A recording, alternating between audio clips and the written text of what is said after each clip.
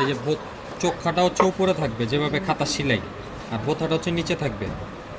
এটাই যে এটার ভিতর দিয়ে ঢুকায় ফেলবে, ঢুকায় ফেলে এটাকে এভাবে সোনামুখী সুইয়ের মতো ধরে জাতা দেবেন। এই যে এক করা, সবার এক আঙ্গুলের এক করা মতো বাকি থাকবে, এই যে এক করা। হ্যাঁ, কথার কথা আপনি যদি সুইটা ঢুকাইলেন, মনে করেন যে এখন লাগাইলেন, এখন কি বোঝা গেল আরও যাবে।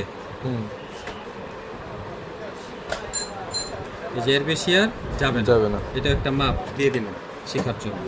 তারপর হচ্ছিল গিয়ে এই ক্যাপটা লাগাবেন, এই যে এই দুই গার্ডের পর্যন্ত দেখেন, এখানে 3টা গার্ড দেখা গেছে।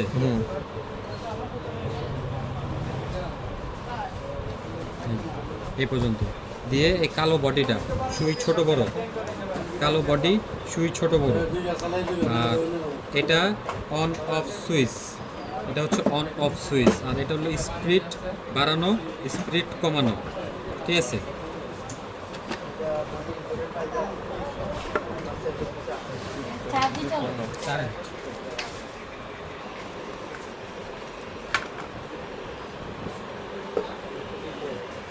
আকাশ বাইরে একটু ওয়েট করতে কম।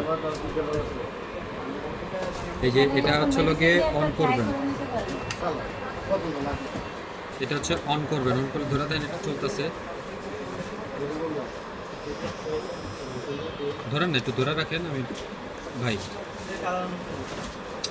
আপনি ধরেন না রে ভাই, নাহলে কেমনে বুঝাবো? হয় একটু ধরে রাখেন। বাড়ছে স্পিড, কমছে স্পিড, বাড়ছে। ওকে, এটা হচ্ছে আপনাদের বোঝানোর জন্য যে চলে কিনা না, হুদায় মিথ্যা কথা কইলাম বোঝার জন্য। যখন কাজ করবেন সুইটাই যে এতটুকু ছোট রেখে কাজ করবেন। এই যে দেখেন, দেখা যাচ্ছে কতটুকু রাখছি, এতটুকু রেখে তিল মাইক্রো ব্লেন্ডিং, তারপর হচ্ছে লিপিং করবেন। তিল বসানোর সময় রোজানি তেল বসার সময় কিচ্ছু হবে না। পোলা মানুষ কি করে এত ভয় পায়? এই যেভাবে করে তেল বসাবে, দরকার নেই। ঠিক আছে?